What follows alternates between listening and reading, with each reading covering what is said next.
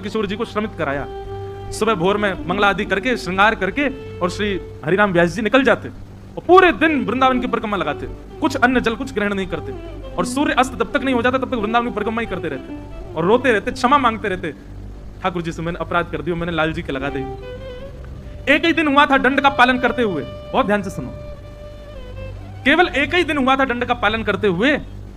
अगले दिन व्यास जी ने श्रृंगार किया। अब वंशी जो नई वाली थी उसको तो दूर ही रखते थे, बोले ये तो लाल जी के पास ही मत लाना, इससे श्रम हो गया था। श्रृंगार करके पुत्र से बोले अब तुम सेवा करो, मैं जा रहा हूं परिक्रमा निकल। दूसरे दिन जैसी सेवा में आप परिक्रमा के लिए गए, शाम को लौट करके आए, जुगल किशोर जी का दर्शन किया तो श्री जुगल किशोर जी ने वो बड़ी वाली वंशी वो हाथ में धारण कर रखी और मुख पे धारण करके खड़े। आपने जैसी वंशी देखी बोले ये तो बड़ी वंशी है, ये तो वही वंशी है जो, कहीं ऐसा तो नहीं पुत्र ने जबरदस्ती श्रम करके लगा और ज्यादा दंड लग जाएगा। मुख भीतर गए पर्दा करके जुगल किशोर जी की, अब जैसी वंशी निकाली वो बड़ी सहज से बाहर आ गई, बड़ी सहज से हाथ में चली गई। बोले वादना मैंने धराई तब तो ये भीतर ही नहीं जा रही, अब तो बड़ी सहजता से ठाकुर जी धारण कर रहे हैं। इतने में श्री जुगल किशोर जी बोलने लगे।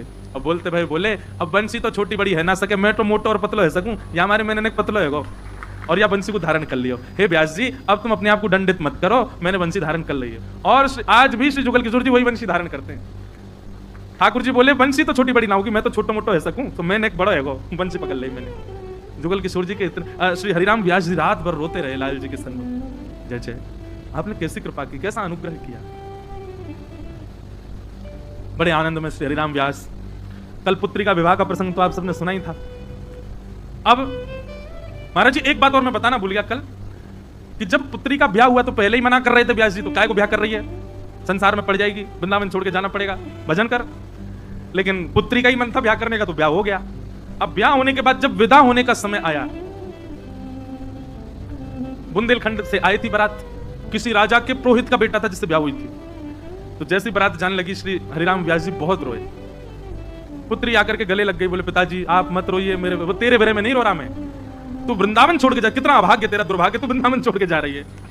महाराज पुत्री बोली कैसे पिता है आप, आपको मेरे जाने का बिल्कुल, वो तेरे जाने का काजरम हो, लेकिन मुझे ये लग रहा है तेरा कितना बड़ा दुर्भाग्य कि तेरे परिवार को वृंदावन वास मिल गया, तो फिर भी सब छोड़ के जा रही है। मधुकर शाह जी राजा ओरछा के वहीं खड़े थे। आपने जब ये बात सुनी तो आपने आकर के कहा, दोनों के पिता को बुलाया, लड़का के पिता को और हरिराम व्यास जी को, और कहा कि देखिए हमारी एक इच्छा है। क्या? हम अपने ओरछा राजभवन की ओर से वृंदावन में एक सुंदर कुंज बना करके आपकी पुत्री को भेंट करना चाहते हैं, और हमारी भावना ऐसी है कि आपके जवाई और पुत्री ये दोनों वृंदावन में ही रहे।